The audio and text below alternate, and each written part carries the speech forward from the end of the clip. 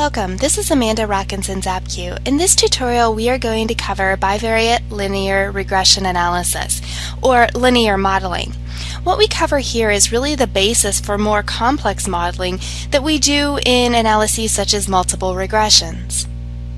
Now during our time together we are going to overview research design and when to use regression or correlational analyses. We're going to define what a bivariate linear regression is and look at examples of when it might be used.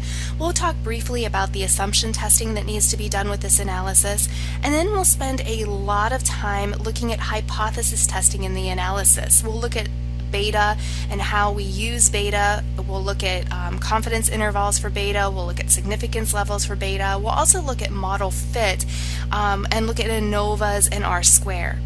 After we're done doing that, we'll talk a little bit about how to report results in APA as well as how to set up a data file in SPSS. Let's get started by talking about empirical research. Now, if you remember back to the correlational tutorial, most empirical research belongs in one of two categories, either correlational or experimental. Remember, in experimental research, we are seeking to explain why something is going on. So we manipulate one variable and then measure the effects of that manipulation on another variable. There's then correlational designs or correlational research. And in correlational research, what we're looking for, what we're examining is the relationship between two variables, or we seek to predict how one or multiple variables will influence another variable. So we have two types of studies. We have correlational studies, which focus on relationship, and predictive studies or prediction studies, which focus on prediction. Now remember, in correlational research, instead of looking for why something's going on, what we're doing is looking at what's going on. We're taking data, usually that already exists, and we're organizing it in a meaningful way as opposed to creating new data. Now, in correlational research, especially prediction research, data is analyzed using a regression analysis. And there's different types of regression analysis. There's simple or bivariate linear regression, which refers to the examination of two variables. How does one variable predict another variable? There's also multiple regression, which refers to how two or more variables predict another variable. In this tutorial, as I said in the introduction, we're going to focus on simple or bivariate linear regression analyses, or simple linear modeling. Now, remember that this is the basis or foundation for more complex models and for multiple regression, which is really more often done in research. Rarely would you see one simple bivariate linear regression analysis in published research or in a dissertation. But as you'll see, and as I'll just refer to throughout, you'll see how understanding this information is important before moving on. So let's go ahead and get started talking about the simple bivariate linear regression. So what is this bivariate linear regression analysis, and what does it help us do? Well, as I said, a bivariate linear regression analysis is the simplest of the linear regression procedures. It helps us explore the predictive relationship between two variables, and I'll explain that a little more in a moment, and it examines only linear relationships, and we'll talk about that being an assumption later on. So, what does this bivariate linear regression assist us in doing? Well, it assists us in examining the ability of one predictor variable to predict a criterion variable.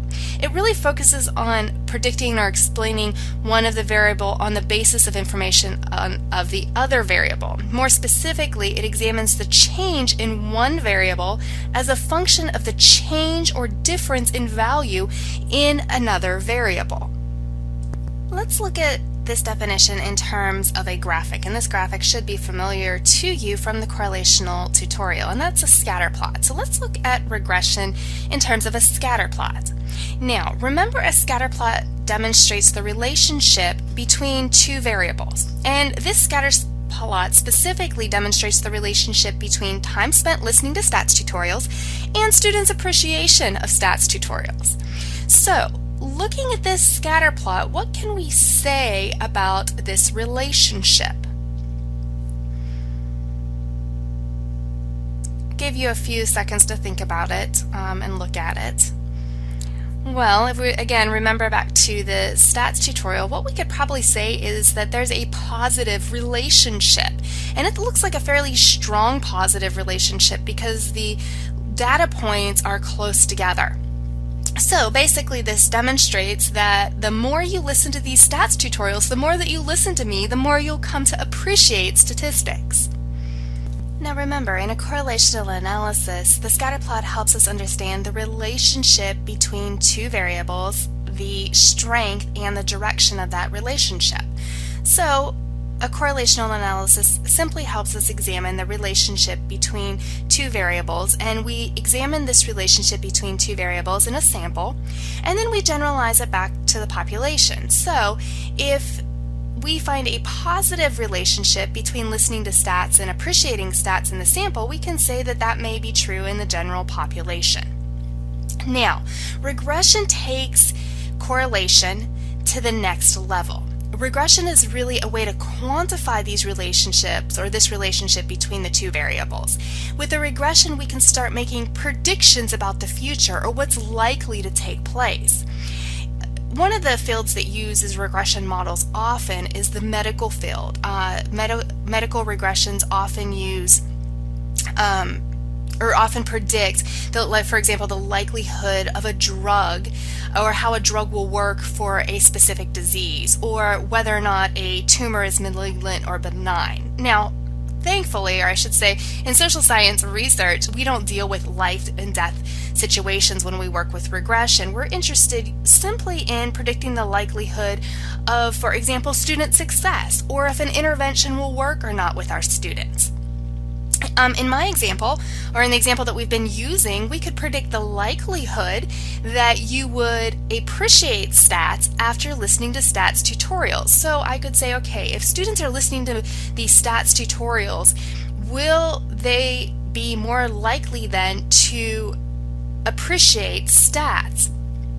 And if I can predict that, I may then make some decisions about how many hours of stat tutorials I'd like you to listen to in this course. So, with regression, what we're doing is we're building a hypothetical model of relationship between two variables. And this relationship is defined using an equation of a straight line. So here we see in the example, in the scatterplot example that we just looked at, the straight line.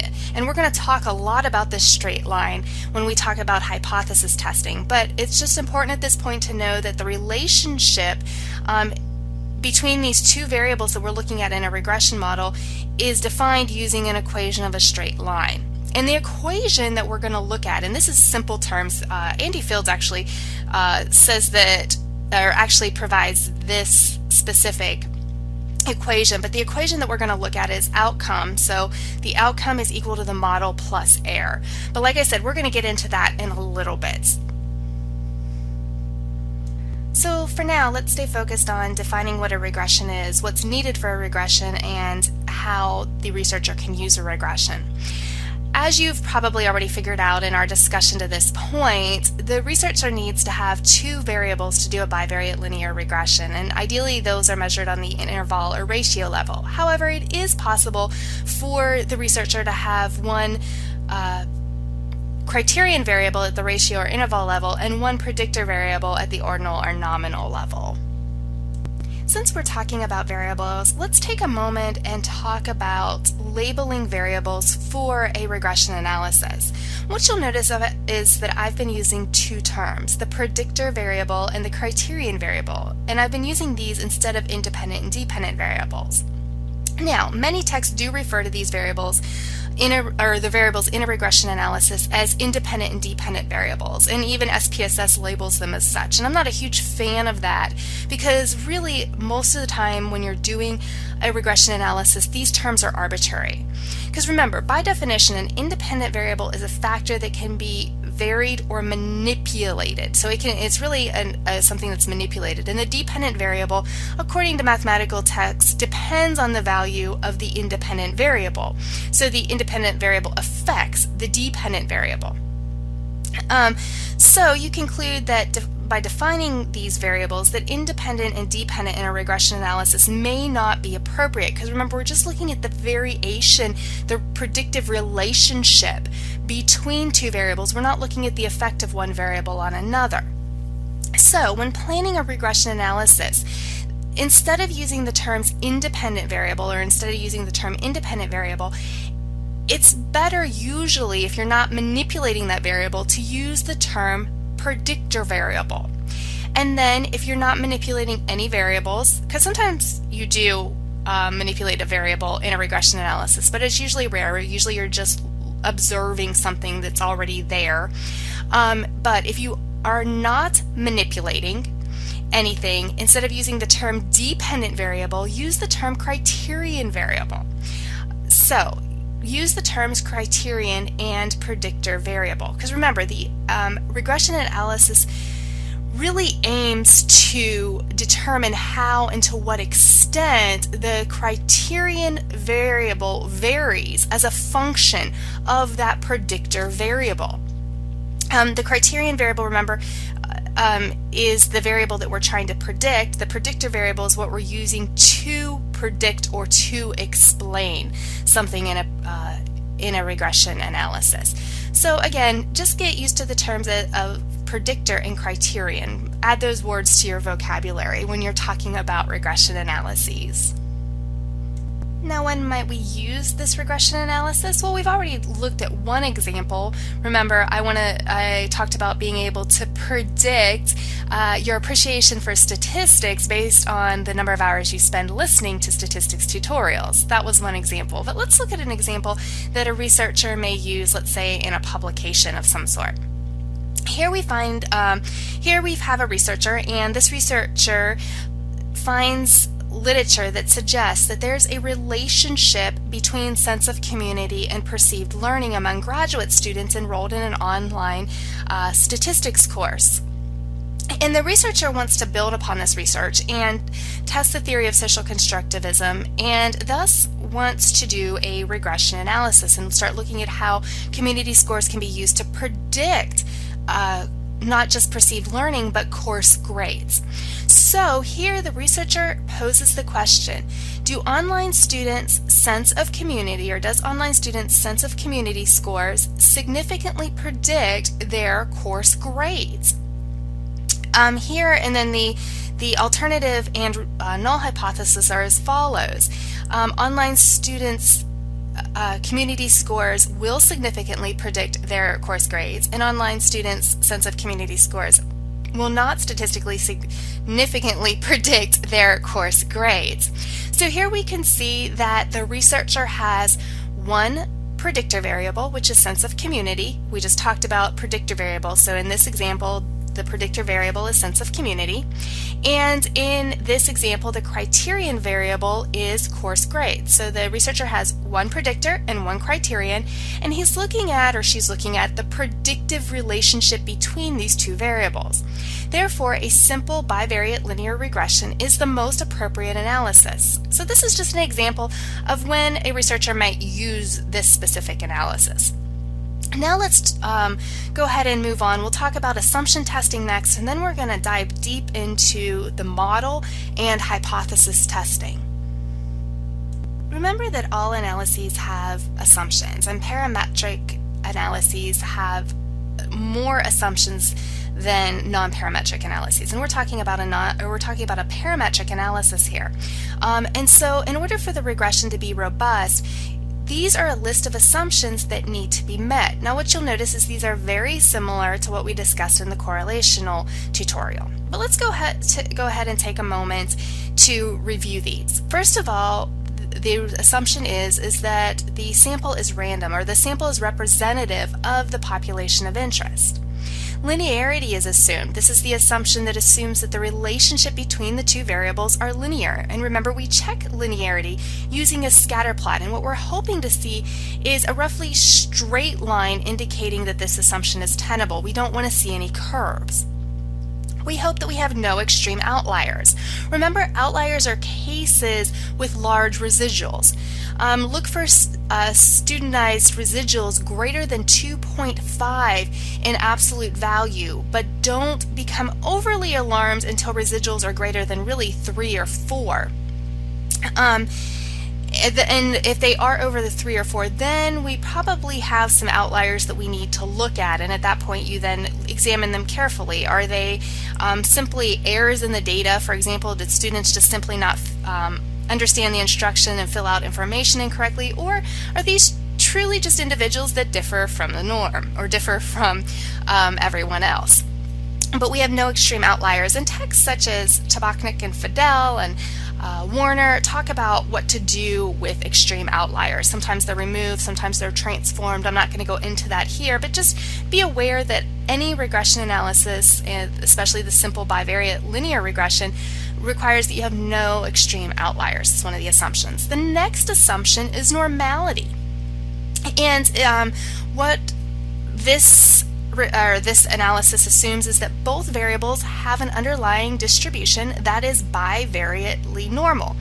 And again, if you remember, you can check normality using a scatter plot. You can also check normality. You can look at the scores on each of the variables and see if they're normally distributed using a histogram or some type of normality statistic such as Shapiro-Wilk or the Smirnov test.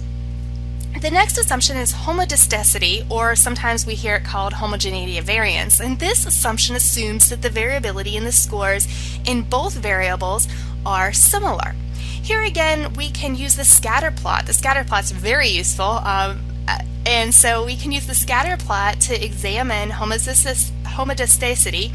And what we're looking for here for this assumption to be tenable is a cigar-looking shape. And then finally, I already mentioned this when we talked about variables, but ideally what we're looking for is for our variables to be measured at the interval and ratio level. However, in most cases, a lot of statistical texts say that valid results can also be obtained with ordinal data. So prior to doing assumption testing, you need to ensure that these assumptions are met in order for your analysis to be robust. Now let's talk about the model, the linear regression model, and hypothesis testing. Now, as we start talking about hypothesis testing, let's go back and revisit the definition for a regression analysis more in depth so we thoroughly understand what a regression is and what hypothesis testing is. And let's do that in comparison to a correlational analysis, because I really think that will help us better understand a regression. So, if you remember back to the definition, remember that the purpose of a bivariate regression is to predict participants' scores on a criterion variable based on their score on one predictor variable.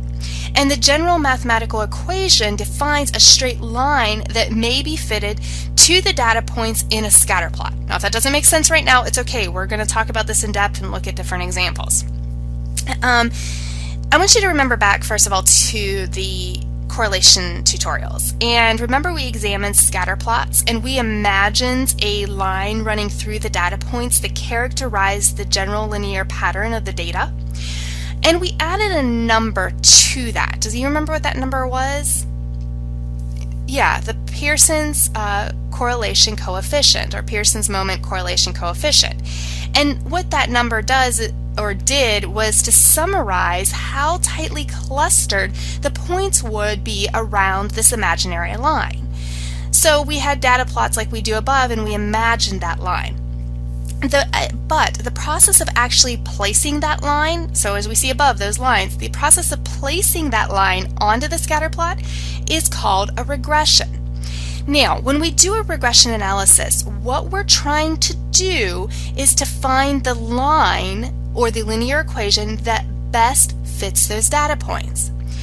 Now, in the example above, you'll see there's only one possible line that makes sense to fit this data set. And this is especially clear in the top graphic on this slide. There's really one clear line. To find the line, all we need to do is to draw a straight line through all the data points and then figure out the equation for that line. Now, and there's more to it involved in that, but that's the basic general, that's what you're doing. Now, an important difference to note here between the correlation and regression is that with the correlation, it doesn't matter which variable is assigned as explanatory, X, and the response variable Y. However, in a regression, it does when you're setting up this scatter plot. In a regression, remember, we're predicting the outcome Y based on X, so that's just something to keep in mind. So as I said in these examples above, the line here for the data points is fairly easy to see. However, by looking at these scatter plots, we see that there are very few cases, and we also know that people are more complex in social science, and we're often studying people, so our data is often more complex. And sometimes there's not clearly one straight line, or clearly not one single line obviously will fit all the data points. So what you're looking for is the best line that fits the data points. And we're going to talk about that. So the line we want is the best line. Basically what we're looking to do is we're looking to minimize we're looking to minimize the possible error, or looking to minimize the most error. And so we're looking for the line that differs the least from all the data points. So when I say best fitting line, that's what I mean. We're looking for the best line that minimizes the most error, that fits all the data points. And to do this, we find the least squares solution. That is the line that generates the least value if added to all the square of the, if we add the squares of all the errors. Okay, we've now just overviewed regression analysis. So let's now, some of that may have made sense, some of it may still be a little bit confusing. So let's go ahead and take a more in-depth look at what I just said. So here you see the scatter plot for the example that we've been working with, or one of the examples we've been working with.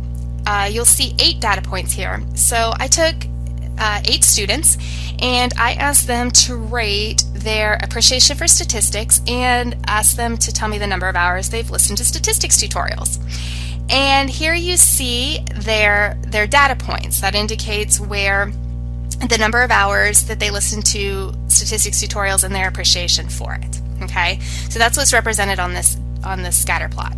And remember, I said a straight line is really our regression line. And as you can see here, when we draw this regression line, there's not one single straight line that will fit or go through every single data point. Okay, so what we have to do is we have to construct the best fitting straight line. Okay, so that, and what that is the and when the data points don't fit on that straight line, the extent to which the data point does not fit on that straight line is what indicates individual error. So you'll see the data points, you'll see lines drawn down to the straight line. That's error. That indicates error. Okay, so that's what we're looking at here. Now, if you remember, I said that there's a general mathematical equation that defines this straight line. And so that's what we're going to look at next. So this is what it looks like graphically. We're now going to look at how do we get the straight line. Well, in very simple terms set forth by author Andy Fields, he says that what we do is we take, we're looking for the outcome, and the outcome is calculated by looking at the model plus error. Now, here you can see on this slide that the actual equations, you'll see the mathematical equation for the general linear model using population parameters and also using a sample. And so these are probably the most, I want to say the most commonly used formulas. They're definitely my favorite formulas to use for this because they're the easiest form to extend when we're discussing multiple regression. But you may have seen like MC and AB in regression or regression equations, but these are the equations that we're going to use and we're going to discuss here. So what do these equations mean? and all these letters and numbers in these equations mean. Let's go ahead and start with y. Y is the outcome. It's what we're trying to predict. And you'll see x also. Remember, x is the individual score for an individual. It's the predictor value. Then we have these little bee-looking things, and those are beta. Let's talk about beta 1 first. Beta 1 is a parameter for the predictor, or the regression coefficient for the predictor. And really, parameter and regression coefficient is another name, really, I guess, just for value. So what we can say then is beta 1 is associated with the predictor. It tells us about the direction and the strength of the relationship between the predictor and the outcome that we're trying to predict. It tells us something really useful about the relationship between x, our predictor, and y, our outcome. Another way to define beta 1 is the number of units of change in a predicted for the 1 unit increase in the value of x. And I'll say that again. The number of units change in the predicted for 1 unit increase in the value of x. We also sometimes hear beta 1 called the gradient of the regression line, or the slope. Now, I'll just make this note here. If we had a multiple regression, we'd have beta 2, beta 3, so on and so forth. But for a simple linear regression, we just have beta 1. We also have this other beta, beta 0 here. And this is oftentimes what we refer to as the intercept, the value of y, basically when x is 0. It's that flat line, it's our baseline. Its purpose is locating the model in mathematical space. Or another way to think about it is it's a point at which the regression line crosses the x-axis, or the ordinate. So basically, betas tell you the shape and the location of the model, what it looks like and where it's located on the scatter plot. Let's look at this. I'll tell a story here and tell you a little bit about myself to try to illustrate this better. I'm directionally challenged, okay? Very, very directionally challenged. And it's not uncommon that I am aimlessly driving, trying to figure out where I'm going, and I have no idea where I'm going. And this is sort of like a regression line. It's sort of floating out there on the scatter plot, doesn't really know where it's going to place itself. Now, when I'm lost, the best way that I can get myself unlost is to find stop the car, find a landmark or a street to help me locate where I'm at. So then when I locate where I'm at, I can better know where I'm going. And this landmark, or this street, this place that you find your bearing, that's sort of like the intercept. It fixes the line or the regression line at some point in space, so it knows where to start. Okay, so that's what a beta 0 does. The intercept does. It helps place the regression line on the scatter plot. Okay. So going back to another way to think about this is the baseline. So going back to my example about listening to statistics and how that predicts someone's appreciation or students' appreciation for statistics. It's the idea where people would be in their appreciation of statistics if they'd not listened to any tutorials. Okay, so that's why it's considered the baseline. It's just where people are normally. Another way I will sometimes illustrate this in class is I run marathons and half marathons quite frequently, and because you sweat when you run, you get smelly, right? So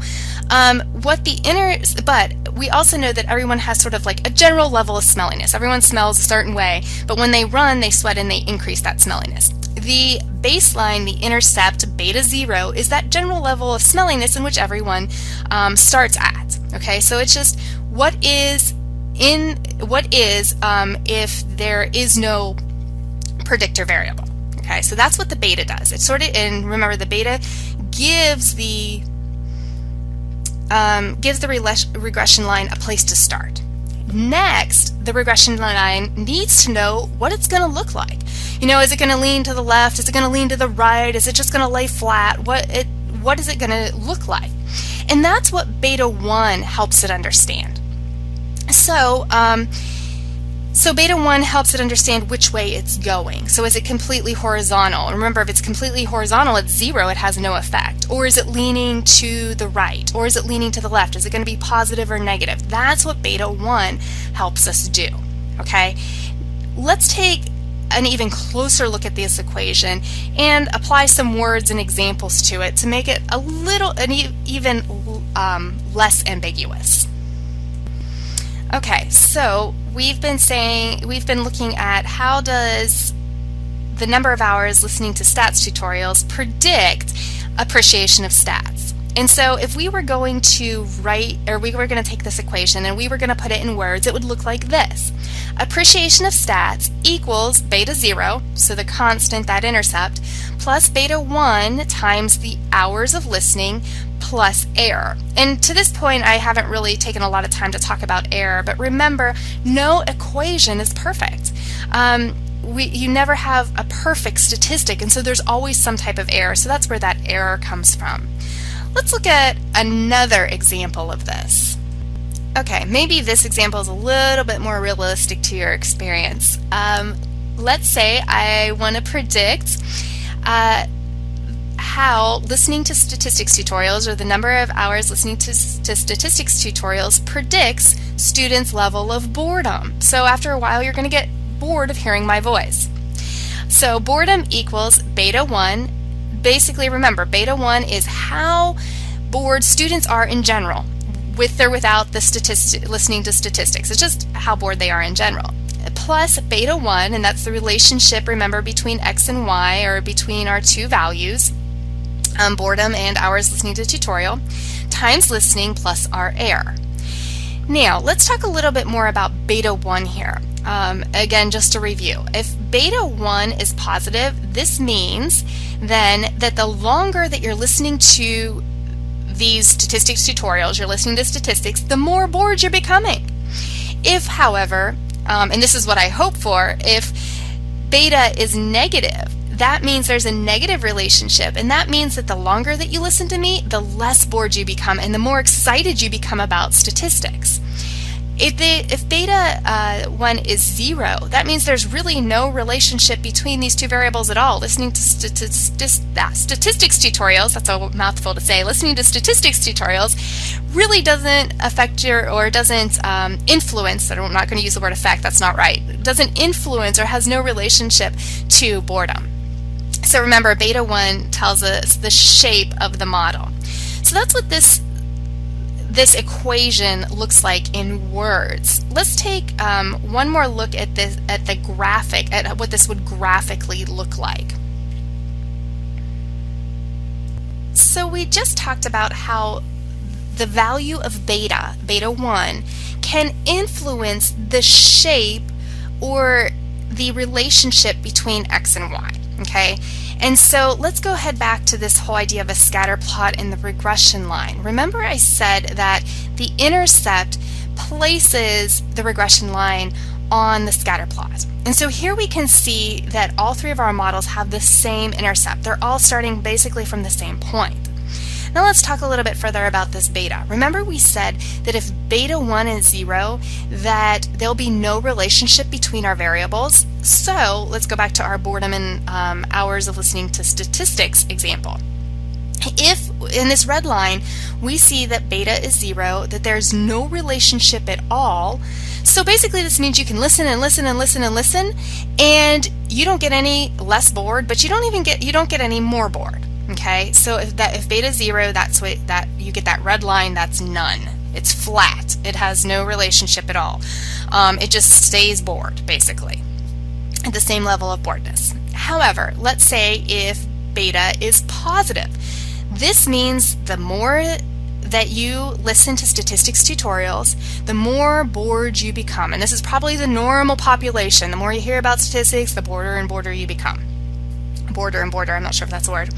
And with the line that illustrates this, the regression line that illustrates this, is that green line that says positive. Okay?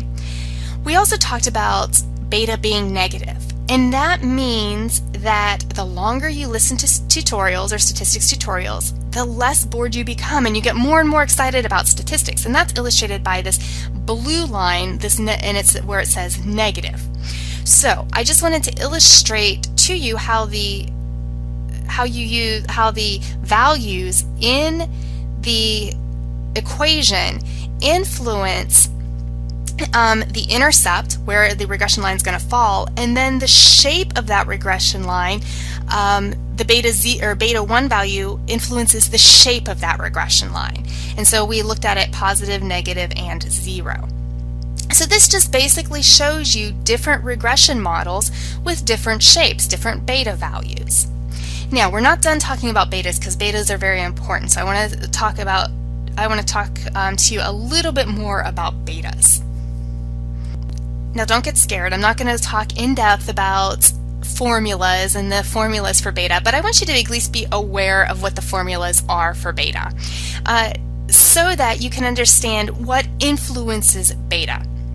And specifically, we're going to take a look at the slope beta, or beta 1. So what you'll notice here is that beta 1, the formula for beta 1 contains R.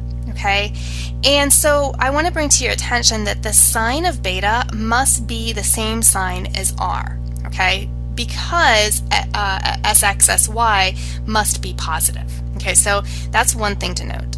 Another thing to note is that the magnitude of beta depends on the magnitude of R, and also and on the magnitude of the S ratio here, seen here. Also, when Y values have a larger standard deviation than the X values, then B tends to be larger. When Y values have a much smaller standard deviation than X, then beta tends to be small. Also, I want you to note, because beta is related to R, some of the factors that influence the magnitude of R can also influence the magnitude of beta. So, when assumptions for Pearson's R are violated, beta may not be a good description of the prediction relationship between X and Y. Okay, so just understand how R influences the slope beta, or beta 1 here. Okay, again, I'm not going to go in depth into these formulas. I'm trying to think of a time I've actually ever used these formulas. I don't think there is, but it's just important to be aware of what they are, again, so you know what influences them, and so you can better interpret them. There is a more in-depth understanding of these formulas can be obtained if you read statistical texts such as Warner, and I encourage you to do that, again, just so you can understand where all of these values, parameters are coming from. But here, just note that R influences the beta. We just looked at the formulas for slope beta, or beta 1, and we discussed briefly how R can influence beta 1, and thus influence the interpretation of it. So let's talk a little bit further about interpreting beta 1, or the slope beta. As you'll remember, betas are known parameter estimates. In other words, parameters or values in the population that we want to get hold of.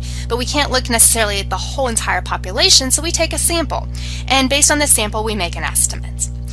Now, if you remember from basic statistics, that you can construct a confidence interval around any parameter. That means you can construct a confidence interval around a mean, you can construct a confidence interval around a coefficient like we're discussing here.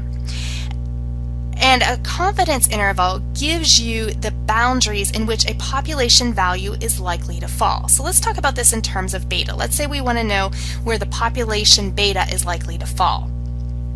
And let's say that we look at the relationship between listening to statistics and boredom.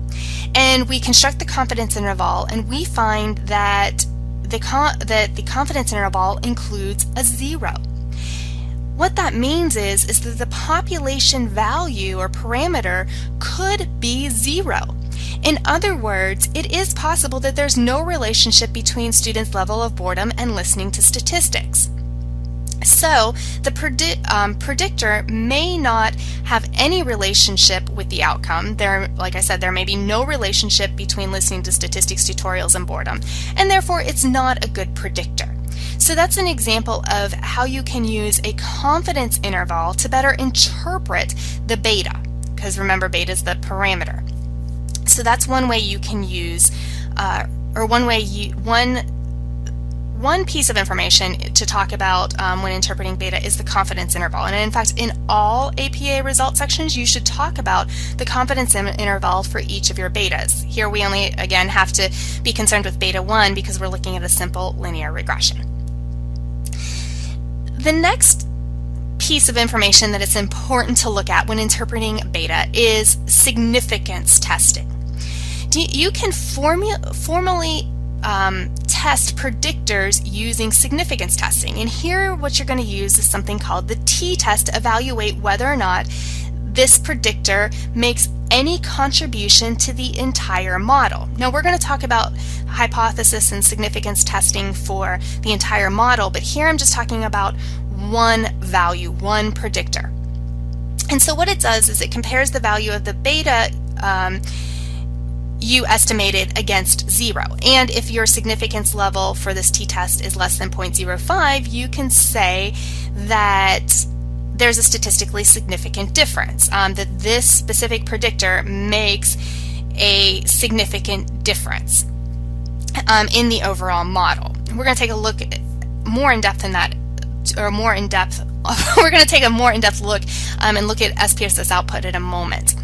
Now, I want you also, though, to remember that this alpha level in large sample sizes may not be that useful, because remember we talked about if the sample is extremely large, you may always find significance. So sometimes what we want to look at also is, and what may be more effective, is the effect size, which isn't so biased by sample size. Remember, effect size quantifies the relationship between the predictor and the outcome. And the beta in its own right is really an effect size. A large beta indicates a strong relationship. So these are things to consider when interpreting beta. What's the beta? Or specifically beta 1, the slope beta? What's the confidence interval? Does the predictor significantly contribute to the model, and what is the effect size? So here's an example. This is SPSS output for a regression model, and this is the coefficients table. And the coefficients table tells us about the betas. And here there's just one beta, beta 1.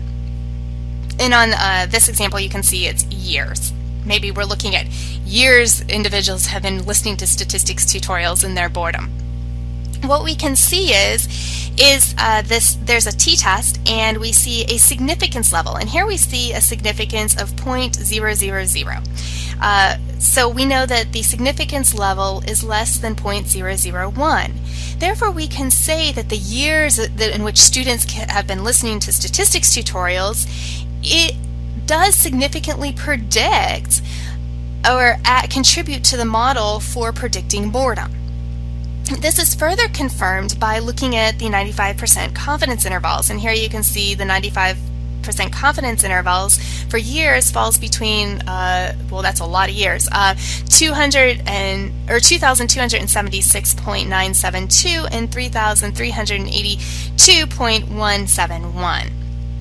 And so what we see is that the confidence interval for beta doesn't fall over 0, so it's not likely that the beta is going to be 0 for this population. So there is a relationship between X and Y.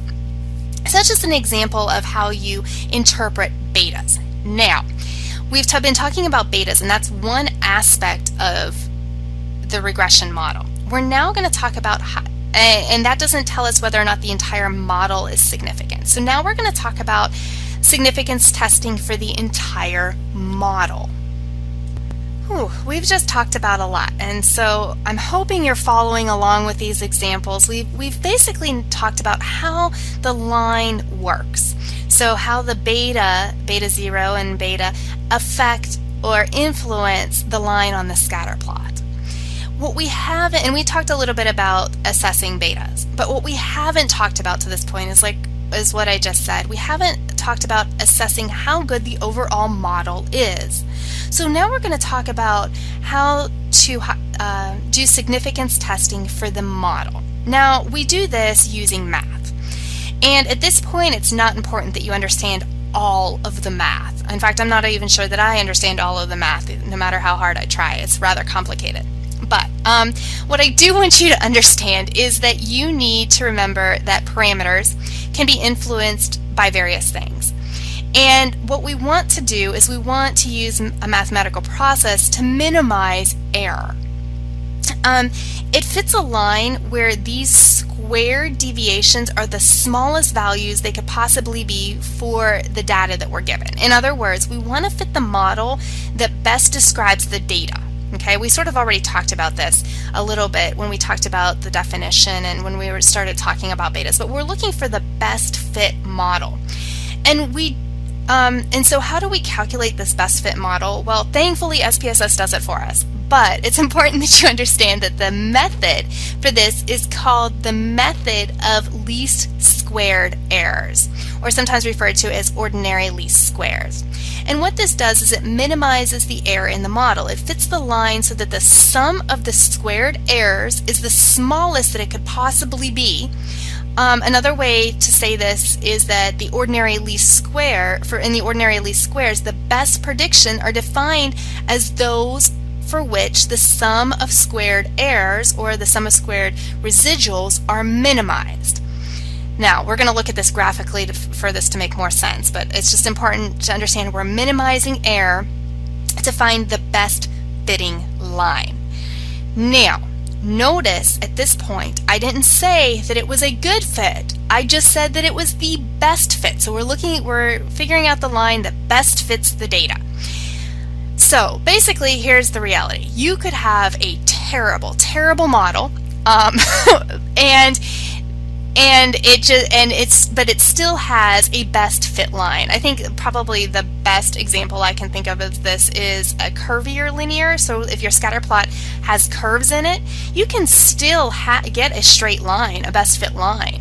But that line is not going to help you understand that data, because a curvier linear relationship is what's happening, and so really you need to use some type of curvier linear regression. A linear regression is really not going to help you understand the relationship between two variables.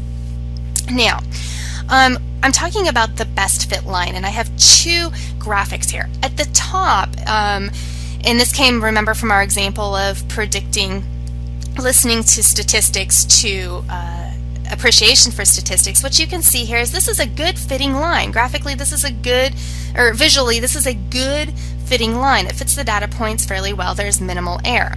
However, down below we see another line, and what we can see is that really doesn't run through our data points very well. It's far away from our data points. So this is an example of a line that is not the best fit. So what we're aiming for is the best fit line is this top graphic here, okay?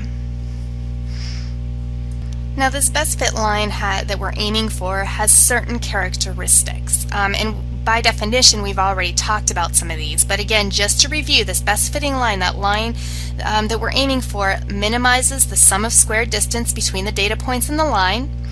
The line goes through the mean of x and y, and if you square the vertical distance of each data point from the line, then the sum of these values, the resulting value, is smaller than the obtained value with any other line. Okay? Now, just be aware of these things. We're now going to focus on hypothesis testing. So how do we determine whether or not this best fitting line, or this line, is statistically significant and has a significant practical value? Well, we see whether the model that we have, the straight line, is a reasonable fit to the actual data by using the sum of squares, and we use 3 sum of squares. Now remember, sum of squares are the deviations or the difference between two things, and and you square those differences, and we'll talk about why you do that in a little bit. I'll remind you in a little bit. But anyway, here the 3 type of sum of squares that we use in regression is the total variability, so the total sum of squares, and we'll look at graphics of this in a moment, but this is basically the variability there is between the score and the mean. We use the sum of squares for the residual or residual sum of squares, and this is the residual or error variability, and it's the variability between the regression model and the actual data. And then we also use the model sum of squares or model variability, and this is the difference in the variability between the model and the mean. Let's take a more in-depth look at each of these sum of squares. Let's start by talking about the sum of squares for the total or total sum of squares, the variability between the score and the mean, or the difference, what was represented here, between the red line and the data points. Okay, so here we're using a very, very small data set to illustrate this, and the reason we're doing that is it's easier to see that way. Here we see the data points, which are represented by the little circles or little dots. We see the model, the regression line, and remember that regression line is that equation we talked about. We also see a red line, and that red line we're going to talk about and that's going to help us understand the sum of squares or the total sum of squares.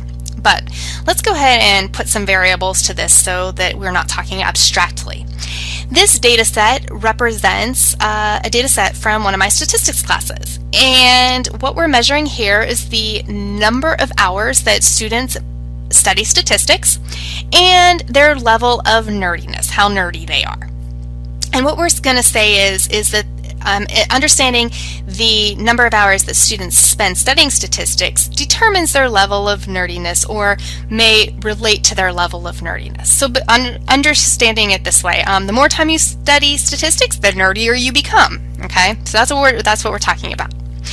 Now, remember back to when we were talking about intercepts and slopes. Remember we talked about the line when you have no relationship at all. Do you remember what that looks like? It's a flat line. So this flat line here is the mean of all the scores. So that's what that red flat line represents. What this means is no matter how much time you spend studying, you don't become any more nerdy and you don't become any less nerdy. Now, let's talk about error, okay? Because we're not just talking about this line here, we're talking about error. How do we compute error? Think about, how do we compute error? Well, we use deviations. Remember the differences between what's predicted and what's observed. And these deviations are oftentimes referred to as error. Here we refer to them as residuals. Now, to compute the error, we can't just add up all of the different data point errors. Because what we see is that some of our data points are below the line, some are above the line, and what's going to happen is the positive and negative are going to cancel each other out, and we'll just have zero. Okay, zero error. And we can obviously see we don't have zero error. Our data points definitely deviate from that red line there. And that's what we're looking at. How far do they deviate basically from that red line? So what's predicted versus what's observed. So we can't just add them all up because they cancel each other out. So what we do is we square them and then we add them up. So we square them and then we add them up, hence the term sum of squares. So what this will do then here is we will find, if we do that for the total, this will give us the total variance in nerdiness in general. So how much variability we have in the first place. Okay, so when we get that sum of squares, we take the data points and we take the deviations of the data points from that red line, we square them and then we add them up, we get our total sum of squares. Again, that's the total nerdiness in general. It's how much variability we have in the first place, how nerdy people are in general. So now we understand the total sum of squares. Let's move on to the residual sum of squares. And this is the variability, remember, between the regression model and the actual data points. Here it's represented by the black line. So our regression model, our straight line, is represented by the black line, and the little dots represent our data points. And again, we're looking at the difference between this line and those data points. We work out the deviations in the same way that we did before. We take the difference in the model, the regression model, the straight line, and what's observed, those data points, we square them, and then we add them together. Now what we're hoping for here is that our model's good, that the error that we get is going to be small, and we're hoping that it's going to be smaller than the mean scores that we just looked at. So this is known as the model sum of squares. The model sum of squares is the difference in the variability between the model and the mean, or the difference between the other two sum of squares. It really represents improvement. Note here that we're not looking at the difference in data points. We're actually looking at the difference in model. We're looking at the difference between that black line and that red line. So the model is predicting, so here we see the model is predicting the data points rather closely, that is the black line. Whereas in the red line, the data points aren't as close, so it's not predicting it as well. And so that, again, this is telling us the difference between those two lines, or how much better the black line is doing than the red line. So we use these three types of sum of squares to see whether or not our model is a reasonable fit for the actual data. It helps us understand if the equation, that straight line, is significant. So is our model significant?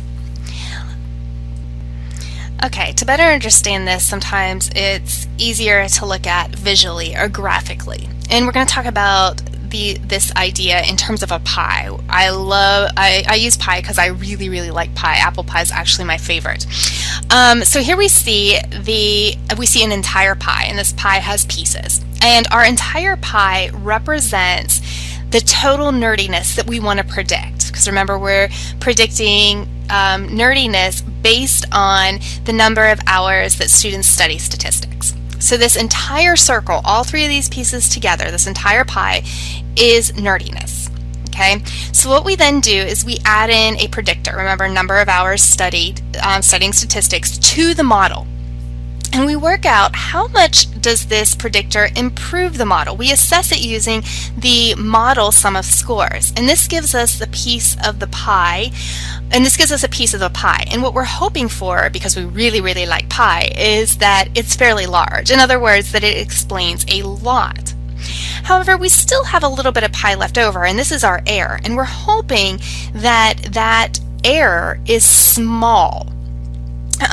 So we use these two things, and there's one of two ways that we can assess whether or not that this is a good model. And the first thing that we use is the F ratio, or F statistic. Here you see the formula for the F statistic, or F ratio. Now let me note here, the F statistic, or F ratio, is actually an ANOVA, and in SPSS you'll see it identified as the ANOVA table. However, I use the term F statistic, or F ratio, so we don't get it confused with the actual ANOVA, but it's the same basic test. So what do we use this formula for? Well, we use the F test to compare how big a piece of pie is explained by the model and how much is explained by the error, or how much error is left behind. How the model is improved is thus divided by how much error is left over. And what we're hoping for here is a big ratio, or a large F value, because then we can explain a lot of variability of nerdiness by our predictor. Now, the model is a better prediction of the mean whenever this ratio is large. And what we're truly hoping for is that we'll have statistical significance. So that's one way to test the model, whether or not our data, or whether or not our model is a reasonable fit for our data. So using the F ratio, the F statistic, and its significance level, which SPSS, you can see here, calculates for us, we can determine whether or not the model was statistically significant. So whether our straight line is that formula statistically significant. Now, if our significance level is below a 0.05, we can say that our model is statistically significant basically the model is a reasonable fit for the actual data. And again, we walk through the steps of determining that. Now, if it's above a 0.05, which is the convention for setting our alpha level, we say that it's not statistically significant, basically that our model is not a reasonable fit for the actual data. Another way to think about this, and going back to our example of nerdiness, if it's below a 0.05, we say that the model for predicting variability in nerdiness, which includes our predictor of hours spent studying, is statistically significant. And then if it's not statistically significant, the model's not a good predictor of nerdiness if the alpha level or significance level is above a 0.05. So that's one way to determine, or that's one way we do hypothesis testing, and primary way we do hypothesis testing to determine whether or not our overall model is significant.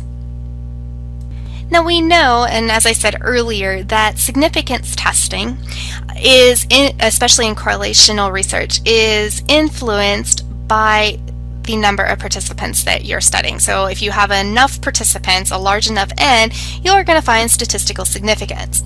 Therefore, it's very useful to also examine R squared. Now, R squared is, the formula for R squared is shown here. It's the model sum of squares, how good the model is, divided by the total sum of squares, basically how much variability there is to begin with. So how good is our model in predicting nerdiness, going back to our example, divided by general nerdiness, or the overall nerdiness of everyone. R squared, let's talk a little bit more about R squared. R squared can be defined in words as the proportion of the variance accounted for by the regression model. Basically, the correlation or the relationship between the observed value and what the model predicts, and it's that value squared. The Pearson's correlation coefficient squared. That's for one predictor. The description is a little bit different when you're dealing with multiple predictors, but since we're just looking at simple linear regression right now, or bivariate linear regression, we can define it as Pearson's correlation coefficient squared. Now, let's talk a little bit about what we can determine or say about this value. Here you'll see SPSS output, and you'll see that we have an R squared of 0.688. Now this is really, really high. Actually, even 0.3 is really, really high. In social science research, when we're dealing with humans, anything above a 0.3 is considered a lot of variance. So since our R squared is 0.688, what that tells us is that 68.8% of the variance in the criterion is explained by the predictor.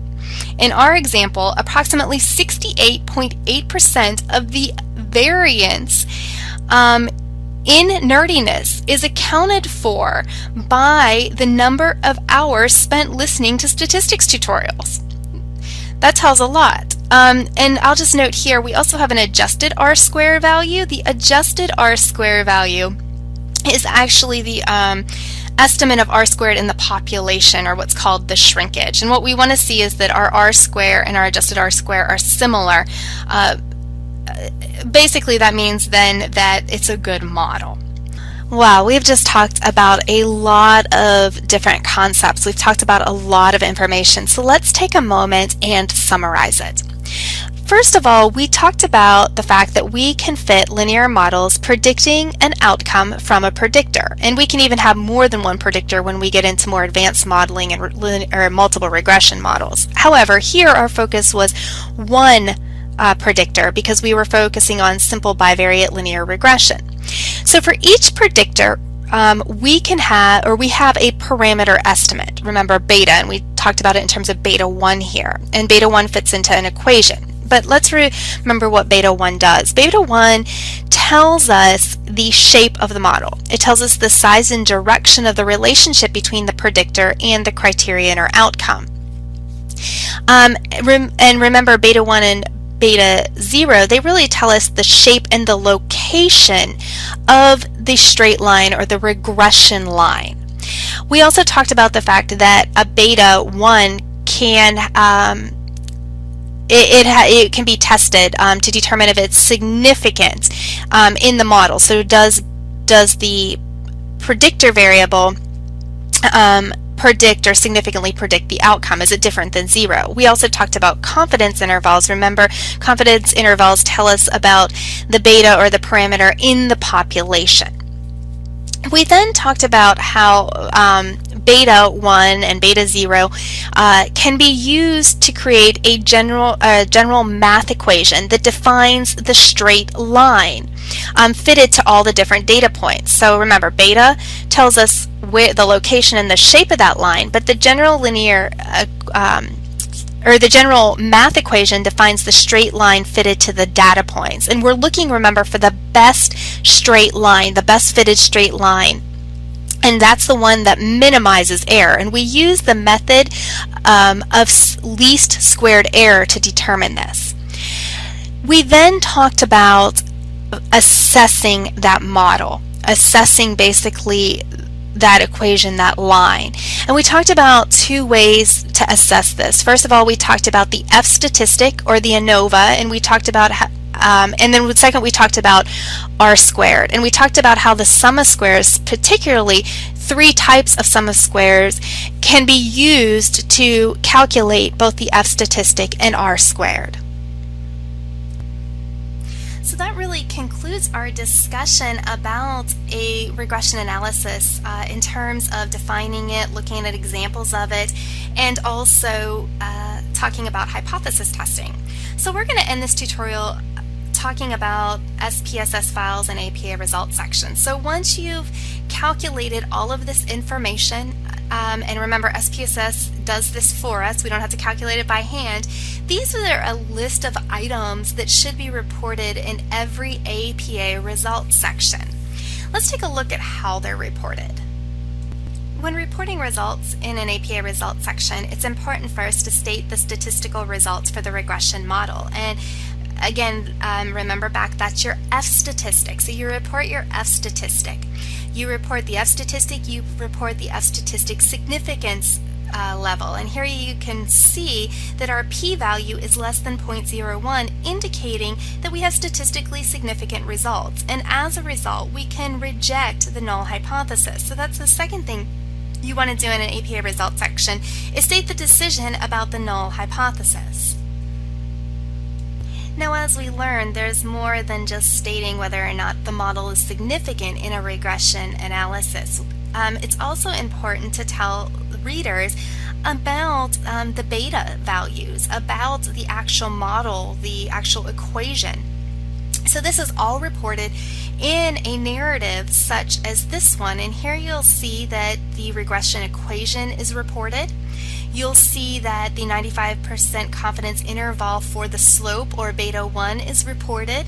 You'll see that also the significance level as well as the descriptives are reported here, and the beta values for the actual one predictor variable is also reported here, and it's reported in table format. That you can also report it in you could also report it in narrative, and what we note here is that our beta value for our predictor was significant, so the predictor significantly contributes to the model.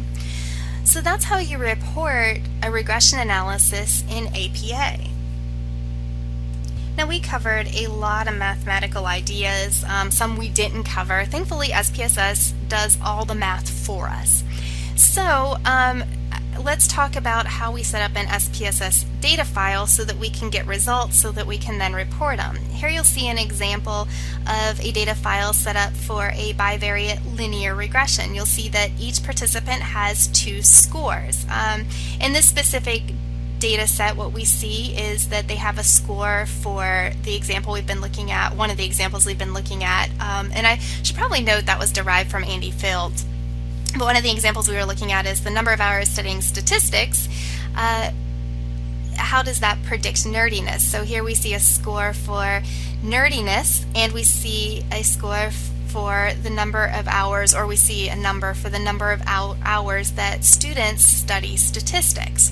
So basically you just need to have 2 scores for each participant.